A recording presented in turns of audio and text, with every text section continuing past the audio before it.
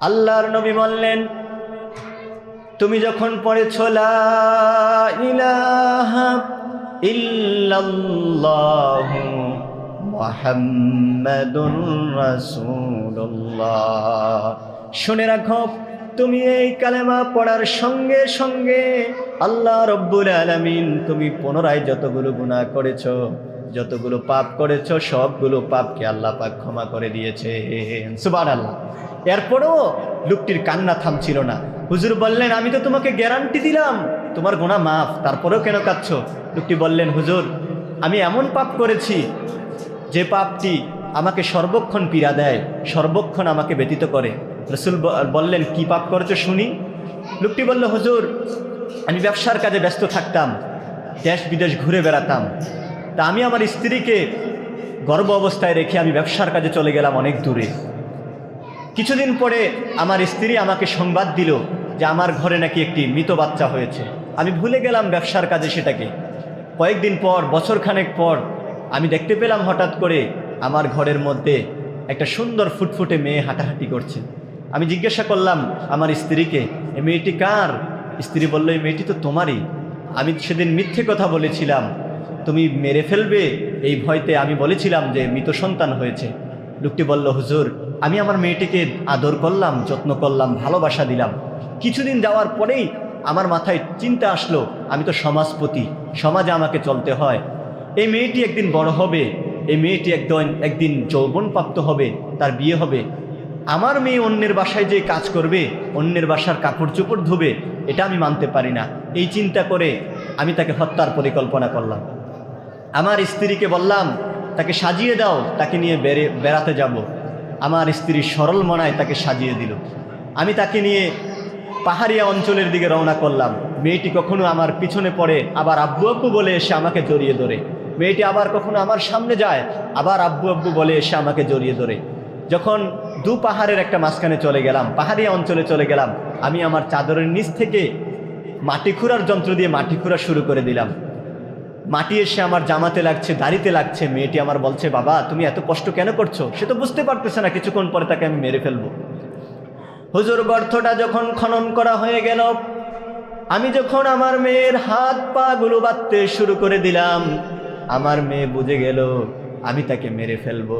মেয়েটি আমার বলতে থাকলো, বাবা আমাকে মেরো না, আমি বাবা বলে তোমাকে সমাজে ছোট করব না, বাবা বলে তোমাকে সমাজে লজ্জিত আর খাটো করব না, আমাকে মেরো না। হুজুর আমার পাষাণ মন মানল না। আমি আমার মেয়ের হাতগুলোকে বেঁধে আমি সজোরে তাকে গর্তের ভিতরে নিক্ষেপ করলাম। মেয়েটি আমার বারবার বলছিল, বাবা আমাকে মেরো না, বাবা আমাকে মেরো না। হুজুর আমি একটিবারও কর্ণপাত করি নাই, আমি শুনি নাই। শেষ তক আমি একটা পাথর উঁচু করে আমার মেয়ের মস্তক বরাবর নিক্ষেপ করলাম। আমার মেয়ের মাথাটা ফেটে গিয়ে, বুকটা ফেটে গিয়ে ফিনকি দিয়া রক্ত বের হয়ে গেল। আর মেয়েটি আমাকে বাবা বলে একটা চিৎকার মেরেছিল। আজ পর্যন্ত সেই বাবা শব্দ আমি আমার কানে শুনতে পাই। সুবহানাল্লাহ। এমন একটা সময় ছিল যখন নারীদের, মেয়েদের কোনো সম্মান ছিল না, তাদেরকে পাথর নিক্ষেপ করে মেরে ফেলা হতো। আল্লাহ বললেন, বিআইনি যামমিন কুতিলাত, কোন অপরাধে এই বাচ্চা সন্তানগুলোকে তোমরা মেরেছ?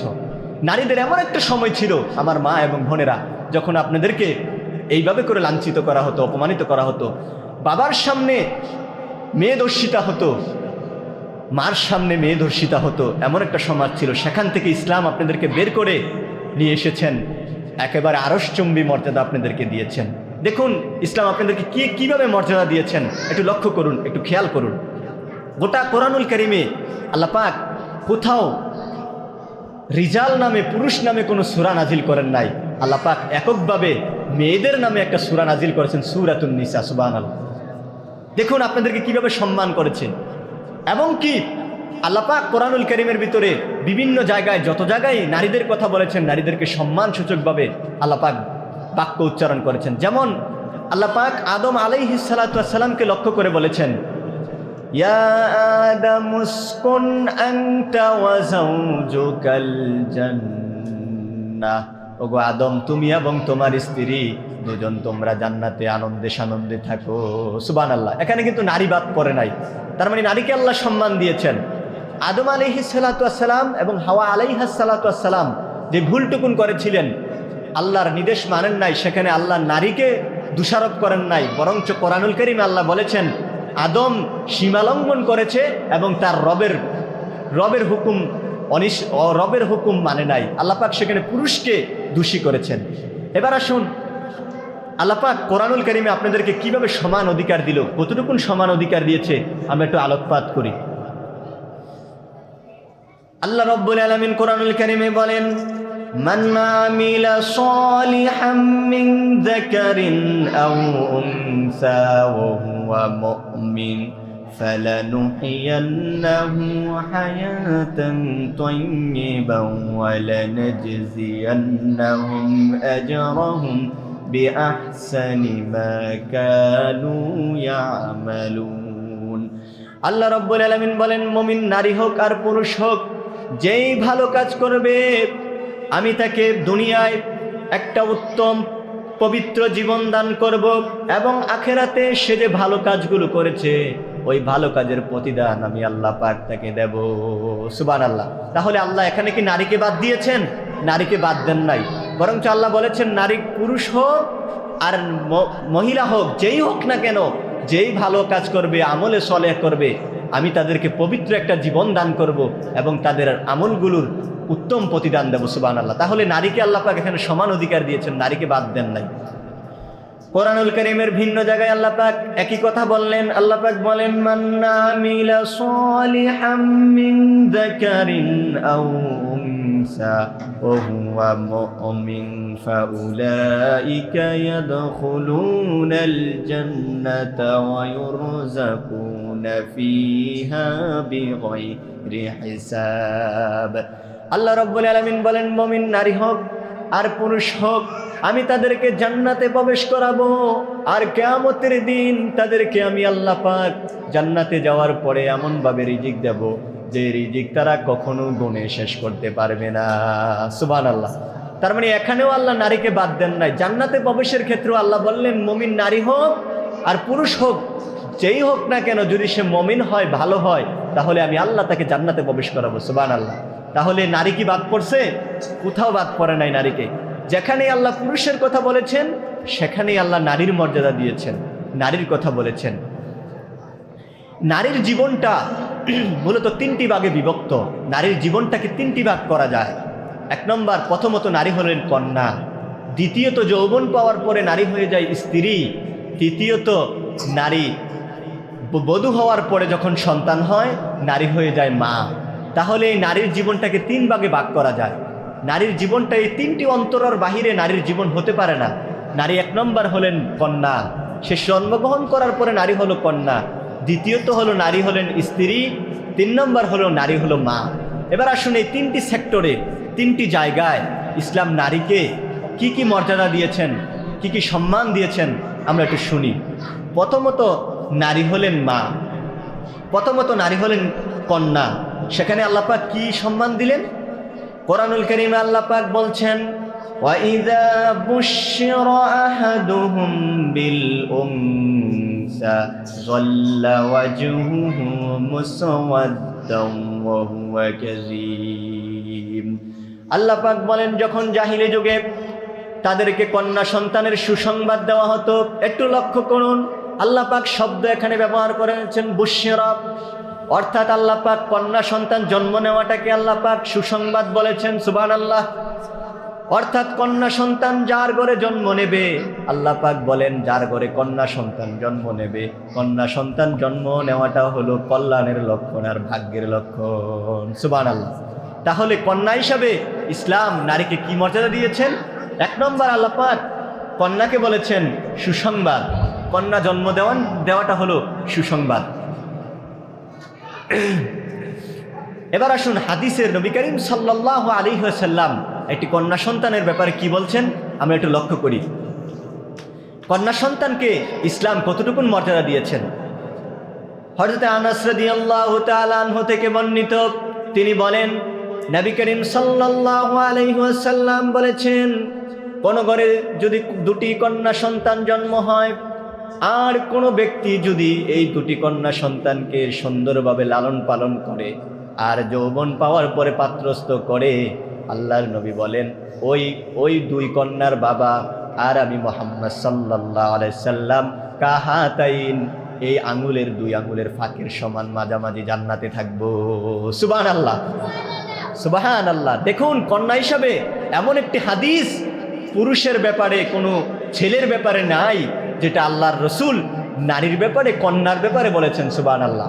আল্লাহ রসুল বলেন, যদি কারো দুটি কন্যা সন্তান হয় আর সে যদি কন্যা সন্তানগুলোকে ভালোভাবে লালন পালন করে, তাহলে আমি এবং সেই কন্যার বাবা কাছাকাছি জান্নাতে থাকবো। সুবহানাল্লাহ। আল্লাহ রসুল হাত দিয়ে দেখিয়েছেন কাহাতাইন, অর্থাৎ এই দুই আঙ্গুলের মধ্যে যতটুকু ফাঁকা জায়গা, এই কাছাকাছি জান্নাতে আমরা থাকবো। সুবহানাল্লাহ। শুধু তাই নয়, আল্লাহর রসুল আরও বলেন, যখন কোনো ঘরে কন্যা সন্তান জন্মগ্রহণ করে, কন্যা সন্তান জন্মগ্রহণ করার সঙ্গে সঙ্গে ওই ঘরের ভিতরে কয়েকজন ফেরেশতা চলে আসে, নূরের ফেরেশতারা চলে আসে, আর তারা এসে চলে যায় নবজাতক শিশুটির কাছে। নবজাতক শিশুটির কাছে গিয়ে তার মাথায় নূরের পলক দিতে থাকে আর বলতে থাকে, এই কন্যা সন্তানকে যে আদর করবে, যে মানুষ করাবে, দিন শিখাবে, ঈমান শিখাবে, আল্লাহ রব্বুল আলামিন তার উপরে রহম করবেন, দয়া করবেন। সুবহানাল্লাহ। তার মানে দেখুন আমার মা এবং বোনেরা, যারা বাহিরে শুনছেন আর যারা এখানে আছেন, দেখুন কন্যা হিসাবে ইসলাম আপনাদেরকে কতটুকুন মর্যাদা দিয়েছে। কোনো পুরুষের ব্যাপারে, কোনো ছেলের ব্যাপারে এরকম একটি হাদিসও আসে নাই যেটা এসেছে আপনাদের ব্যাপারে। শুধু তাই নয়, আব্দুল্লাহ ইবনে আব্বাস রাদিয়াল্লাহু তাআলা আনহু থেকে বর্ণিত, আব্দুল্লাহ ইবনে আব্বাস রাদিয়াল্লাহু তাআলা আনহু থেকে বর্ণিত, তিনি বলেন, কারো ঘরে যদি কোনো কন্যা সন্তান জন্মগ্রহণ করে আর সেই ব্যক্তি যদি এই কন্যা সন্তানটিকে লালন পালন করে, সে ছেলে সন্তানকে যদি প্রাধান্য না দেয়, অর্থাৎ ছেলে এবং মেয়ে সবাইকে যদি প্রাধান্য দিয়ে সুন্দরভাবে লালন পালন করে, তাহলে আর যদি তাকে দিন শিখায়, ঈমান শিখায়, সুন্দরভাবে লালন পালন করে, সৎ পাত্র দেখে পাত্রস্থ করতে পারে, তাহলে দাখালাল জান্নাহ, ওই ব্যক্তিটা জান্নাতে প্রবেশ করবে। সুবহানাল্লাহ। দেখুন, আমি যতগুলো হাদিস আপনাদেরকে শোনাচ্ছি, সবগুলো হাদিসে নারীর কন্যাকে কি পরিমাণ মর্যাদা দেওয়া হচ্ছে। শুধু তাই নয়, আল্লাহর রাসূল আরেক হাদিসে বলেন, তিরমিজির বর্ণনা এসেছে, প্রিয় নবীজি আমার বলেন, কারো ঘরে যদি 3টি কন্যা সন্তান থাকে আর সে যদি এই 3টি কন্যা সন্তানকে সুন্দরভাবে লালন পালন করে আর তাকে দিন শিখায় আর ঈমান শিখায়, তাহলে আল্লাহর নবী বলেন, ওই লোকটা দাখালাতিল ওয়াজাবাত লাহুল জান্নাহ, ওই লোকটার জন্য জান্নাত ওয়াজিব হয়ে যায়। সুবহানাল্লাহ। এই আপনারা কথা বলছেন কেন? এই সবাই দিকে তাকান, আপনি কথা বলছেন কেন? আমার দিকে তাকান, আলোচনা শুনতে হবে। এই কথা বলা যাবে না, এদিকে তাকান। হ্যাঁ, কথা বলবেন, কথা বললে তো ওনারা শুনবে না, কথা বলা যাবে না। তাহলে যে কথাটুকু আমি বলতেছিলাম, আমার মা এবং বোনেরা, দেখুন ইসলাম কন্যা হিসাবে নারীকে কি মর্যাদা দিয়েছেন, অনেকগুলো মর্যাদা দিয়েছেন। এই কন্যা পুরুষের ব্যাপারে, ছেলের ব্যাপারে এরকম কোনো হাদিস নাই। এবার যখন নারীর দ্বিতীয় পর্যায়ে চলে আসলো, নারী কন্যা থেকে যৌবন পাওয়ার পরে নারী হয়ে যায় স্ত্রী। এই স্ত্রী থাকাকালীন সময় নারীকেও ইসলাম দিয়েছে সুমহান সম্মান এবং মর্যাদা। সুবহানাল্লাহ। আমি কন্যাদের মর্যাদার ব্যাপারে আরেকটি হাদিস আপনাদেরকে শোনাতে চাই, আরেকটি হাদিস আপনাদেরকে আমি শোনাতে চাই।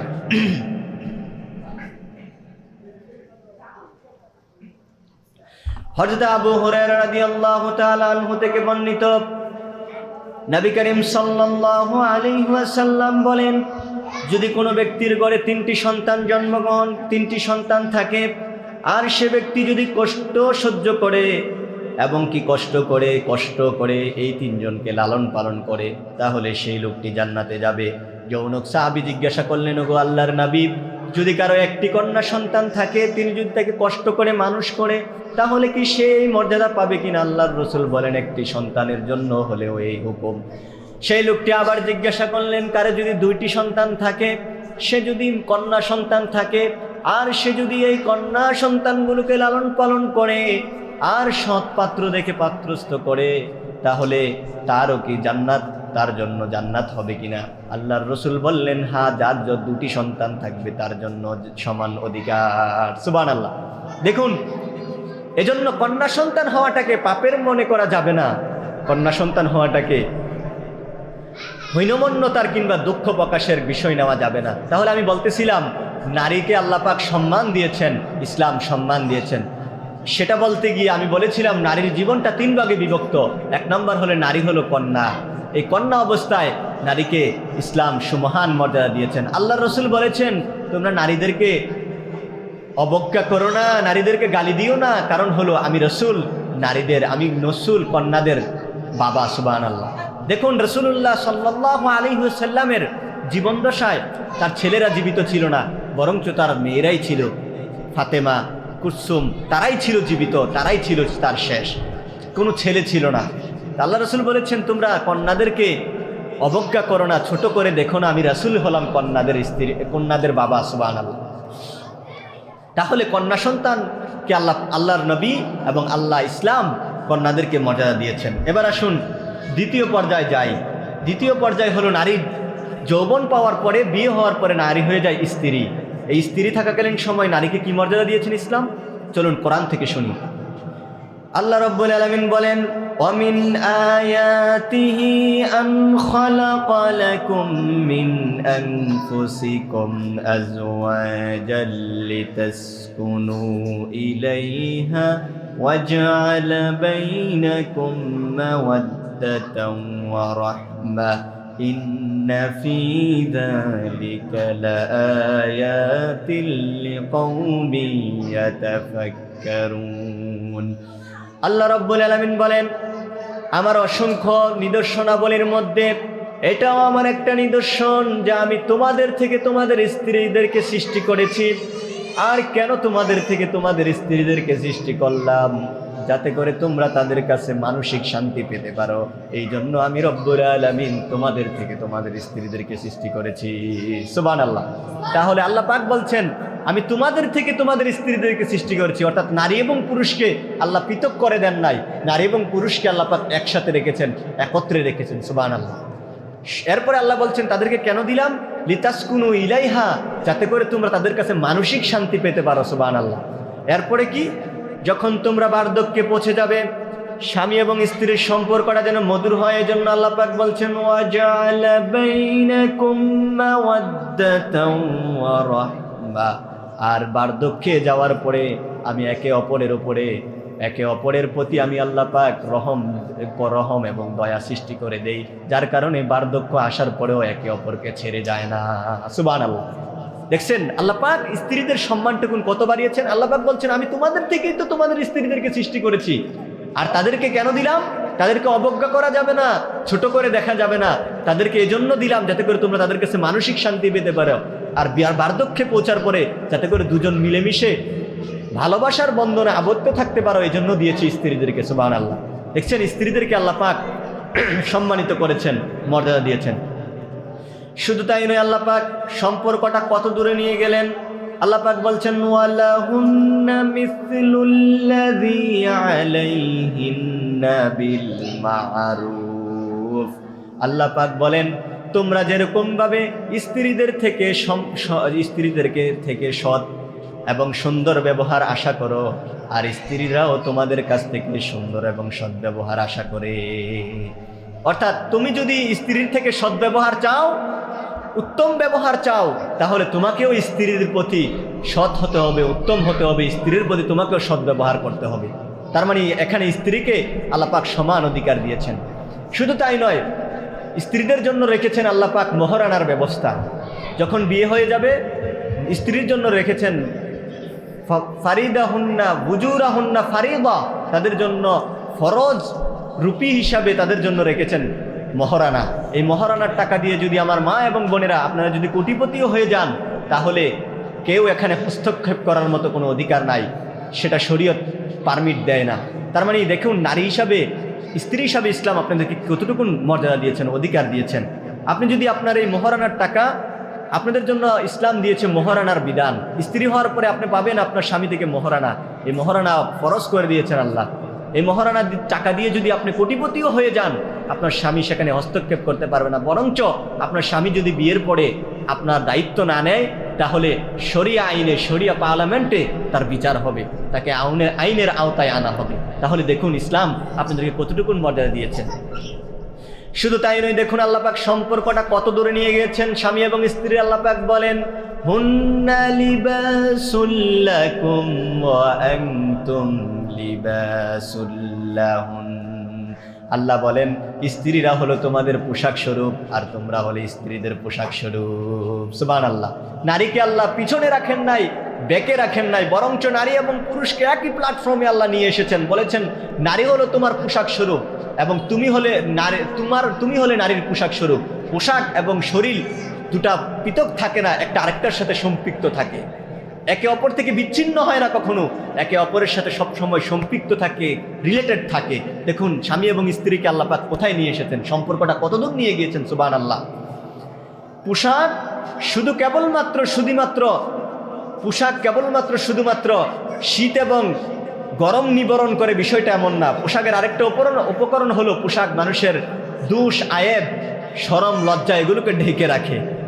তো নারী এবং পুরুষের সম্পর্কটা হবে এমন, স্বামী এবং স্ত্রীর সম্পর্কটা হবে এমন যে স্বামী তার স্ত্রীর দোষগুলোকে গোপন করে রাখবে, স্ত্রী তার স্বামীর দোষগুলোকে গোপন করে রাখবে। আল্লাহ পাক সম্পর্কটা কোথায় নিয়ে গেছেন। সুবহানাল্লাহ। এবার আসুন নবী করিম সাল্লাল্লাহু আলাইহি ওয়াসাল্লাম তার স্ত্রীদের প্রতি কেমন ছিল, তার স্ত্রীদেরকে কতটুকু মর্যাদা দিয়েছেন। দেখুন স্ত্রীদেরকে রাসূলুল্লাহ কেমন ভালোবাসতেন, কেমন স্ত্রীদেরকে কতটুকু সম্মান করতেন। স্ত্রীরাও ছিলেন রাসূলুল্লাহর প্রতি খুব অনুগতশীল, রাসূলুল্লাহকে মানতেন। আম্মাজান খাদিজাকে বিয়ে করার পরে রাসূলুল্লাহ সাল্লাল্লাহু আলাইহি ওয়াসাল্লাম হেরা গুহায় ধ্যানমগ্ন থাকতেন। আম্মাজান খাদিজা বয়োবৃদ্ধ বয়স হওয়ার পরেও স্বামীর প্রতি তার এত ভালোবাসা ছিল, এত অনুগত ছিলেন তিনি। আরবের মধ্যে এত গরম, মরুভূমির মধ্যে এত উঁচু পাহাড়ে জাবালে নূরে আল্লাহর রসুল হেরা গুহায় ধ্যানমগ্ন থাকতেন। আম্মাজান খাদিজা সব সময় এত উঁচু পাহাড় বেয়ে, এত রৌদ্রের মধ্য দিয়ে আম্মাজান খাদিজা সব সময় রাসূলুল্লাহর জন্য খাবার নিয়ে হেরা গুহায় যেতেন। এইভাবে করে একদিন নয়, 2 দিন নয়, বহুদিন আল্লাহর রসুল 40 দিনের মতো হেরা গুহায় ধ্যানমগ্ন ছিলেন। এই 40 দিন আম্মাজান প্রত্যেক দিন রাসূলুল্লাহর জন্য খাবার নিয়ে যেতেন এবং কি আবার সেখান থেকে আসতেন। এইভাবে করে রাসূলুল্লাহর জন্য কষ্ট করেছেন। দেখুন আদর্শ স্ত্রী কাকে বলে।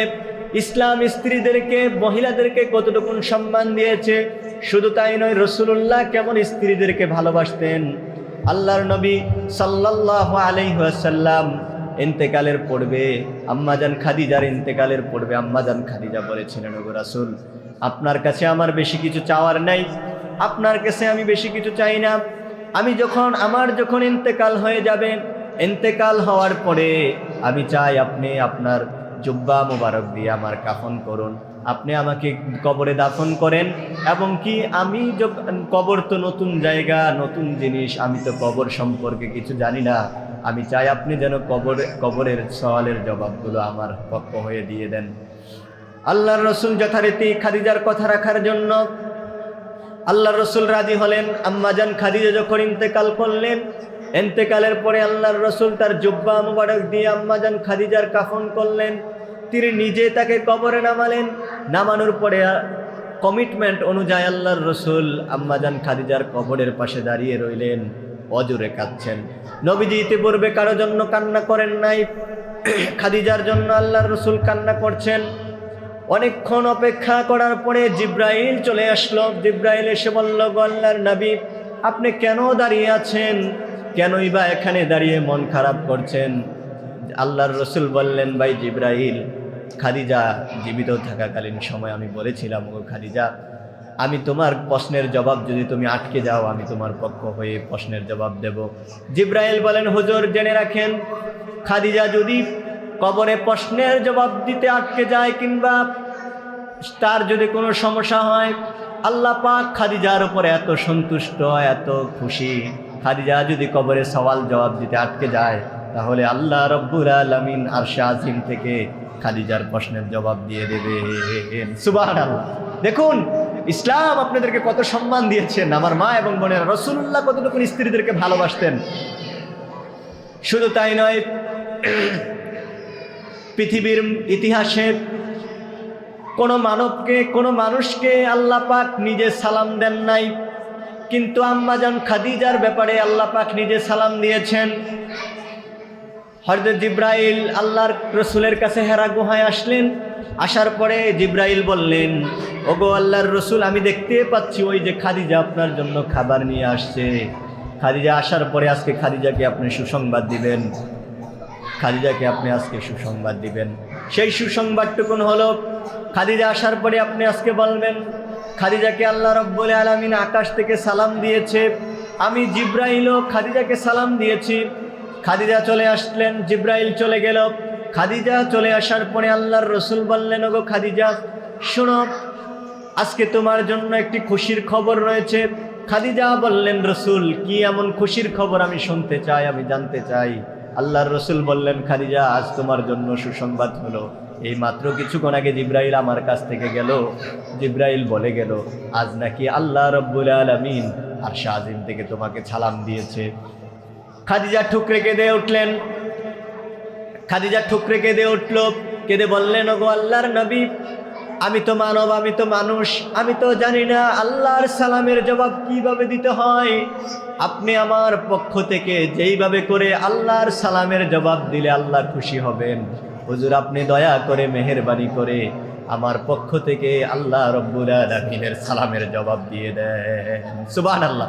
পৃথিবীর ইতিহাসে এমন হয় নাই যে কোনো নারীকে আল্লাহ সালাম দিয়েছেন, আল্লাহ আরশে আজিম থেকে আপনাদেরকে সালাম জানিয়েছেন। আমার মা এবং বোনেরা, দেখুন আজকের এই বিশ্ব, এই প্রগতিশীলরা, নারীবাদীরা আপনাদেরকে বুঝাতে চায় ইসলাম আপনাদেরকে কিছু দেয় নাই, ইসলাম আপনাদেরকে ঠকিয়েছে। না, আমি আপনাদের সামনে কোরআন এবং হাদিস থেকে উত্থাপন করছি যে ইসলাম আপনাদেরকে কতটুকুন সম্মান দিয়েছেন, কতটুকুন মর্যাদা দিয়েছেন। এই সেকুলারিস্টরা, এই কমিউনিস্টরা সারাটা জীবন তারা নারীবাদিত্ব করেছে এই জন্যই, যাতে করে নারীদেরকে ভোগের পণ্য বানানো যায়। আপনারা তাদের ফাঁদে পা দেবেন না।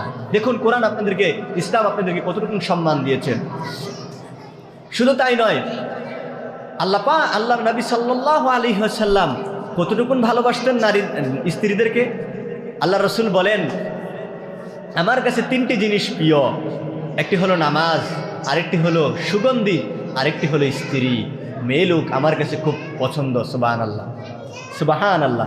আল্লাহ রসুল বলেছেন, আদ দুনিয়া কুল্লুহা মাতা, খয়রুল মাতাঈদ দুনিয়া মারআতুস সালিহা।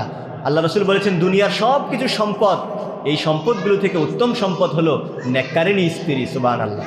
দেখুন আল্লাহ রসুল সাল্লাল্লাহু আলাইহি সাল্লাম খাদিজাকে কত ভালোবাসতেন, খাদিজাকে কেমন সম্মান করতেন। আমি আরেকটি হাদিস শুনাই, হাদিসটি রিয়াজুস সালিহিনে আপনারা পাবেন। আম্মা জানা আয়েশা বলেন, রাসূলুল্লাহর কোনো স্ত্রীর প্রতি আমার এমন ঈর্ষা ছিল না, আমার এমন হিংসাত্মক মনোভাব ছিল না যেমনটা মনোভাব ছিল খাদিজার প্রতি। আমি যখন কোনো কাজ করতাম, কাজ করার পরে আল্লাহর রসুল বলতেন, আমার খাদিজা এই কাজটা এইভাবে করেছে, আমার এই কাজটা ওইভাবে করেছে, আমার খুব ঈর্ষা হতো। আমাদের ঘরে তেমন ভালো কিছু রান্না বান্না হতো না।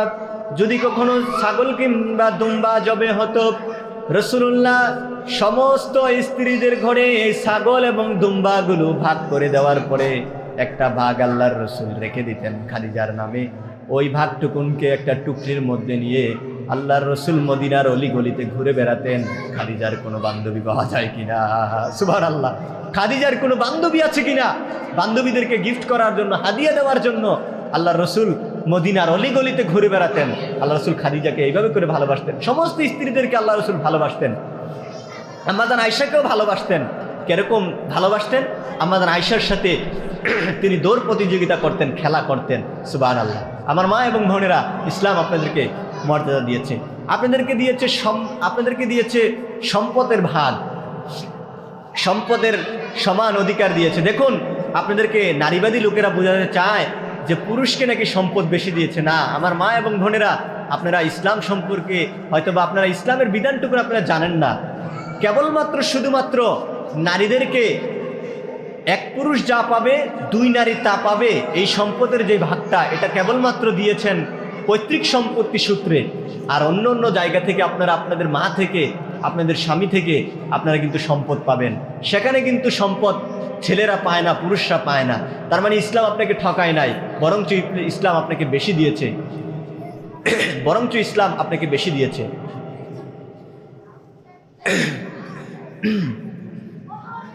বরঞ্চ ইসলাম আপনাকে বেশি দিয়েছে। এজন্য আপনাদেরকে ইসলামিক বই পড়তে হবে, ইসলাম সম্পর্কে জানতে হবে। ইসলাম দিয়েছে আপনাদেরকে চলার স্বাধীনতা, দিয়েছে আপনাদেরকে শিক্ষার স্বাধীনতা, সব দিক থেকে ইসলাম আপনাদেরকে স্যাক্রিফাইস করেছে, আপনাদেরকে সুযোগ দিয়েছে। কেবলমাত্র পর্দায় থেকে যদি আপনারা এগুলো মেনটেন করেন তাহলে আপনারা সবগুলো ভোগ করতে পারবেন। আপনারা প্রগতিশীলদের কথা শুনে নিজেরা বিভ্রান্ত হবেন না। ইসলামিক বই কিনুন, ইসলামিক বই পড়ুন, তাহলে আপনারা বুঝতে পারবেন ইসলাম আপনাদেরকে কি মর্যাদা দিয়েছে। তাহলে আসুন এবার 3 নম্বর পয়েন্টে আমরা কথা বলি। 3 নম্বর পয়েন্টটুকুন হলো নারী হয়ে গেল মা। সন্তান হওয়ার পরে নারী হয়ে যায় মা, নারী হয়ে যায় মা। সন্তান যখন হলো মার মেয়ের, তখন তিনি হয়ে যান মা। এই মাকালীন সময় ইসলাম নারীকে কি সম্মান দিয়েছেন। আমি বলতেছিলাম যে নারীর জীবনটা 3টি ভাগে বিভক্ত। 1 নম্বর হলো নারী কন্যা, 2 নম্বর হলো নারী স্ত্রী, 3 নম্বর হলো নারী মা। এবার মা হওয়ার পরে ইসলাম নারীকে কতটুকুন সম্মান দিয়েছেন, কি সম্মান দিয়েছেন, আসুন আমরা একটু শুনি। কোরআনুল কারীমের মধ্যে আল্লাহ রাব্বুল আলামিন বলেন, وَقَضَى رَبُّكَ أَلَّا تَعْبُدُوا إِلَّا إِيَّاهُ وَبِالْوَالِدَيْنِ إِحْسَانًا إِمَّا يَبْلُغَنَّ عِندَكَ الْكِبَرَ أَحَدُهُمَا أو كلاهما فلا تقل لهما أف ولا تنهرهما وقل لهما قولا كريما। আল্লাহ রাব্বুল আলামিন বলেন, তোমার রবের পক্ষ থেকে চূড়ান্ত সিদ্ধান্ত হয়ে গিয়েছে, চূড়ান্ত ডিসিশন চলে এসেছে। আল্লাহর ইবাদতের পরে কেবলমাত্র শুধুমাত্র যাদের প্রতি অনুগ্রহ করবে, সৎ আচরণ করবে, সেটা আর কেউ নয়, সেটা হলো তোমার মাতা এবং পিতা। সুবহানাল্লাহ। তাহলে আল্লাহর ইবাদতের পরে যাদেরকে সম্মান করতে হবে, ভালোবাসতে হবে, যাদের প্রতি ইহসান করতে হবে, তারা হলেন মা এবং বাবা। তাহলে মাকে আল্লাহ পাক আল্লাহর ইবাদতের পরে সম্মান দিয়েছেন, মার সম্মান। সুবহানাল্লাহ। আল্লাহ পাক বলছেন, إما يبلغن عندك الكبر أحدهما أو كلاهما فلا تقل لهما أف ولا تنهرهما وقل لهما قولا كريما। আল্লাহ রাব্বুল আলামিন বলেন, যদি তারা তোমাদের দুজনের একজন কিংবা দুজনই যদি বার্ধক্যে পৌঁছে যায়, আর সেই অবস্থায় যদি তোমরা তাদেরকে পেয়ে যাও, তাহলে তাদের সামনে জেনে রাখো উফ শব্দটুকুনো তাদের সামনে উচ্চারণ করো না। আরেক ব্যাখ্যা এসেছে, তারা যেন তোমাদের থেকে কষ্ট পেয়ে উফ শব্দটুকুনো উচ্চারণ না করে, বরঞ্চ তোমরা তাদের সাথে উত্তম কথা বলো এবং কি তাদের সাথে সম্মানসূচক আচরণ করো। সুবহানাল্লাহ। তাহলে মা হিসাবে ইসলাম নারীকে দিয়েছেন সম্মান। আল্লাহর ইবাদতের পরেই যাদের স্থান সেটা হলো মা। সুবহানাল্লাহ। শুধু তাই নয়, আল্লাহ পাক সূরাতুল লুকমানের ভিতরে বলছেন, ওয়াসাইনাল ইনসানা বিওয়ালিদাইহি হামালাতুহু উম্মুহু ওয়াহানান আলা ওয়াহানিন ওয়া ফিসালুহু ফি আমাইন। আল্লাহ রাব্বুল আলামিন বলেন, আমি গোটা মানব জাতির প্রতি ওসিয়ত করছি, ওয়াজ করছি, নসিহত করছি, তারা যেন তাদের মা এবং তাদের মায়ের সাথে উত্তম আচরণ করে, সুন্দর আচরণ করে। কারণ হলো কি? কারণ হিসাবে আল্লাহ উল্লেখ করলেন, তুমি তোমার মায়ের সাথে কেন সদ আচরণ করবে, সুন্দর ব্যবহার করবে। তার কারণ হলো তোমার মা তোমাকে নিয়ে অনেক কষ্ট করেছে। আল্লাহ পাক বলেন, ওয়াহনান আলা ওয়াহনিন, একের পর এক কষ্ট সহ্য করেছে। প্রথমত কষ্ট সহ্য করেছে যখন তুমি গর্ভে চলে আসলে, বাচ্চা যখন কনসেন্ট হয়ে গেল, হওয়ার পরে মার রুচি নাই, মা কোনো কিছু খেতে পারছে না, মা চাইলেও ভালোভাবে জীবনযাপন করতে পারছে না। আবার যখন কিছুদিন চলে আসলো, চলে আসার পরে একটা জীবিত মানুষ আরেকটা জীবিত মানুষকে গর্ভে নিয়ে হাঁটতেছে, কখনো সে পা দিয়ে লাথি দিচ্ছে, এই একটা যন্ত্রণার ভিতরে যাচ্ছে। তারপরে যেই দ্বিতীয় ধাপটা চলে আসে, কষ্টের ধাপটা, ডেলিভারির সময় যখন চলে আসে, মায়ের কষ্ট আরও বেড়ে যায়। আহারের হৃদয়ে চিন্তা চলে আসে, বেঁচে যায় না মরে যায়। এবং কি যখন ডেলিভারি হয়, রক্তে রঞ্জিত হয়ে যায় মা। আল্লাহ বলেন, আমি তোমাদের উপরে ওসিয়ত করছি, তোমরা তোমার মায়ের সাথে সদ্ব্যবহার করো, উত্তম আচরণ করো। কেন জানো নাকি? তার কারণ হিসাবে আল্লাহ উল্লেখ করলেন, তোমার মা একের পর এক কষ্ট সহ্য করেছে। প্রথমত তোমাকে গর্ভ নিয়ে কষ্ট ধারণ করেছে। দ্বিতীয়ত তোমাকে যখন ডেলিভারি করতে গেল তখন গিয়ে তোমার মা রক্তে রঞ্জিত হয়ে গিয়েছে। এইভাবে করে তোমার মা তোমাকে দুনিয়ায় নিয়ে এসেছে। সুতরাং তুমি তোমার মায়ের সাথে উত্তম আচরণ করো, সুন্দর ব্যবহার করো। সুবহানাল্লাহ। তাহলে মা হিসাবে আল্লাহ পাক, মা হিসাবে আল্লাহ পাক নারীকে কতটুকুন সম্মান দিয়েছেন একটু চিন্তা করুন। আল্লাহ বলছেন শুধু তাই নয়, তোমাকে অফিসলুহু ফি আমাইন, তোমাকে 2 বছর কিংবা 2.5 বছর মা দুধ পান করিয়েছে। তুমি কি এই দুধের ঋণ কখনো শোধ করতে পারবে? তাহলে মা হিসাবে ইসলাম নারীকে দিয়েছে অনেক মর্যাদা। সুবহানাল্লাহ, সুবহানাল্লাহ, সুবহানাল্লাহ। শুধু তাই নয়, হাদিসের নবী করিম সাল্লাল্লাহু আলাইহি ওয়াসাল্লাম কে একজন সাহাবী জিজ্ঞাসা করেছেন, ওগো আল্লাহর রাসূল, আমার কাছে উত্তম চরিত্র, উত্তম ব্যবহার পাওয়ার হকদার সবচাইতে বেশি কে? আল্লাহর রাসূল বলেছেন, উম্মুক। ক্বালা সুম্মা মান? লোকটি বললেন, তারপরে কে? আল্লাহ রাসূল বললেন, উম্মুক, তোমার মা। লোকটি বললেন, তারপরে কে? আল্লাহ রাসূল বললেন, তোমার মা। চতুর্থবার লোকটি জিজ্ঞাসা করলেন, তারপরে কে? আল্লাহ রাসূল বললেন, তোমার বাবা। তার মানে মাকে আল্লাহ পাক 3 বার মার কথা বলেছেন, একবার মাত্র শুধুমাত্র আল্লাহ রাসূল বাবার কথা বলেছেন। এই মার মর্যাদা অনেক, এই মাকে সম্মানিত করেছেন আল্লাহর রাসূল। দেখুন মাকে কি কতটুকু সম্মান দিয়েছেন আল্লাহর রাসূল।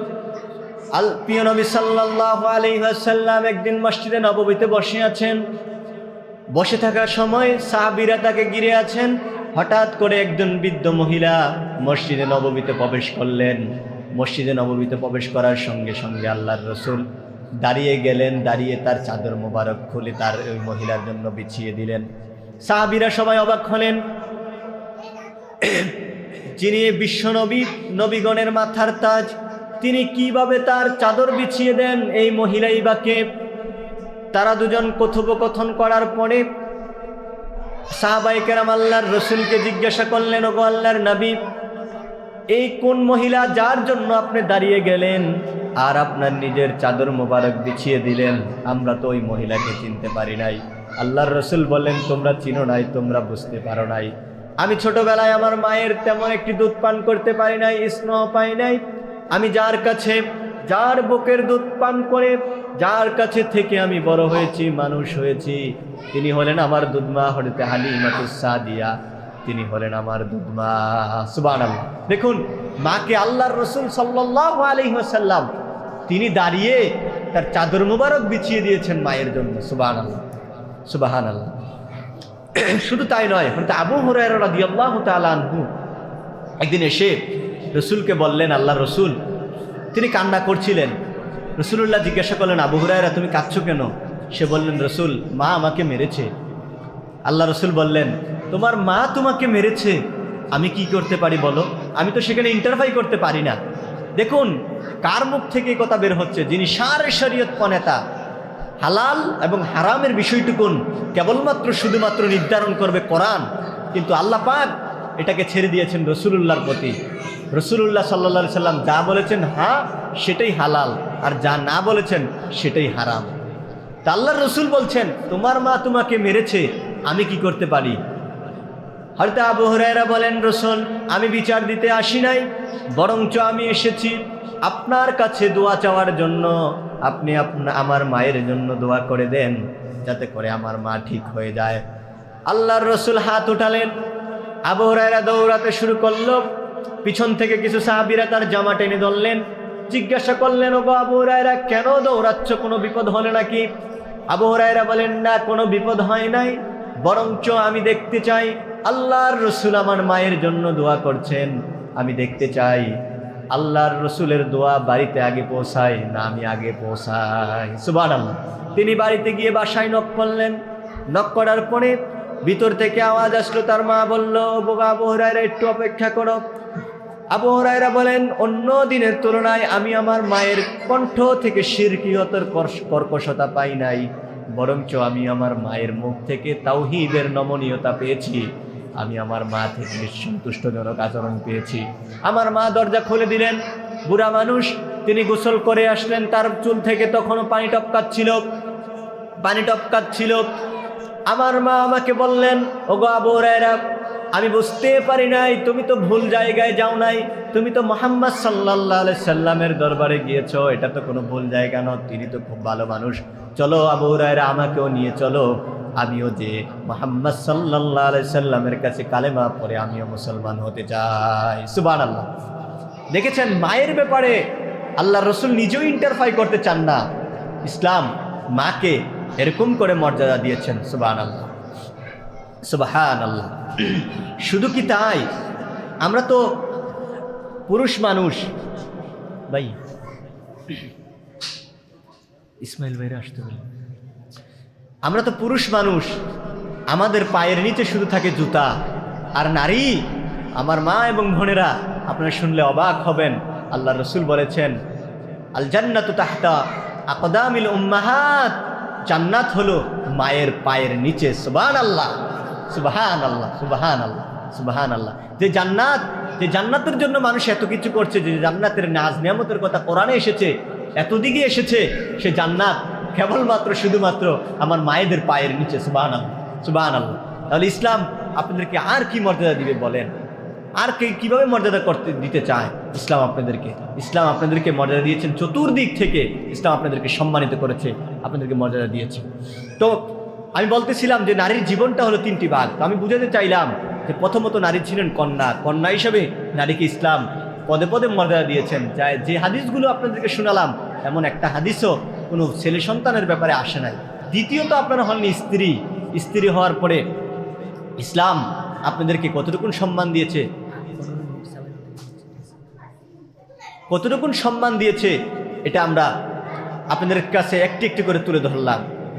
তৃতীয়ত, আমি বলতেছিলাম যে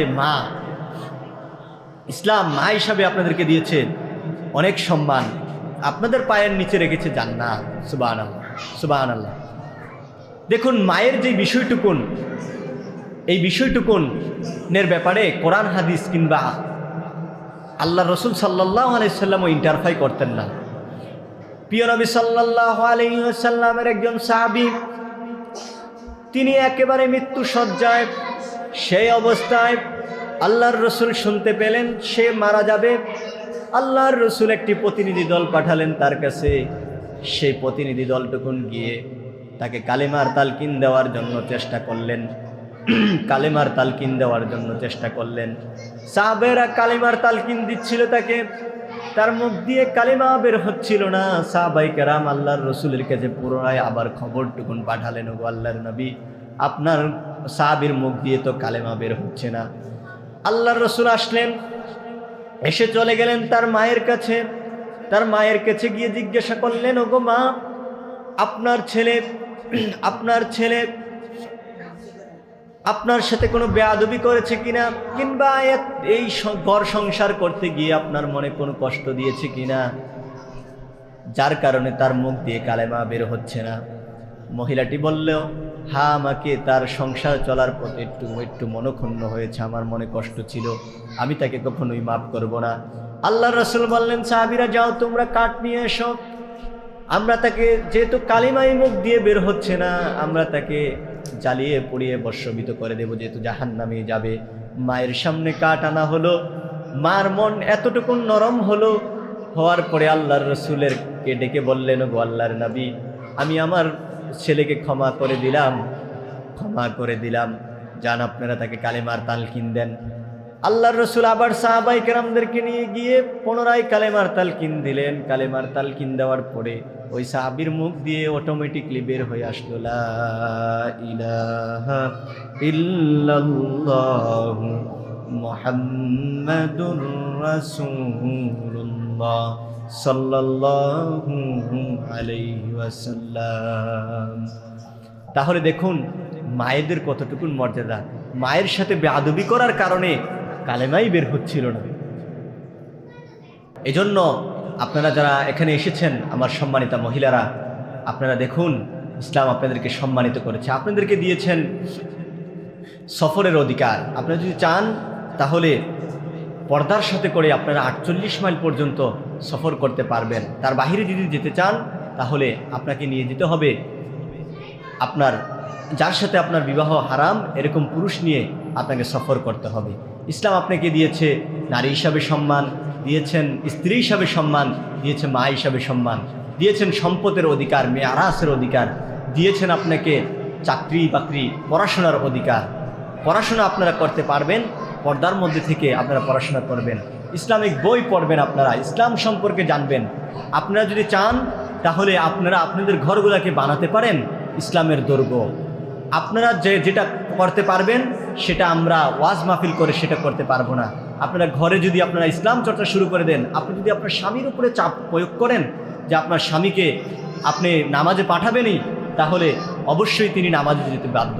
আপনি যদি চান আপনার সন্তানকে কোরআন শিখাবেন, সকালবেলা ঘুম থেকে উঠিয়ে দিবেন, তাহলে এটা আপনার দ্বারা সম্ভব।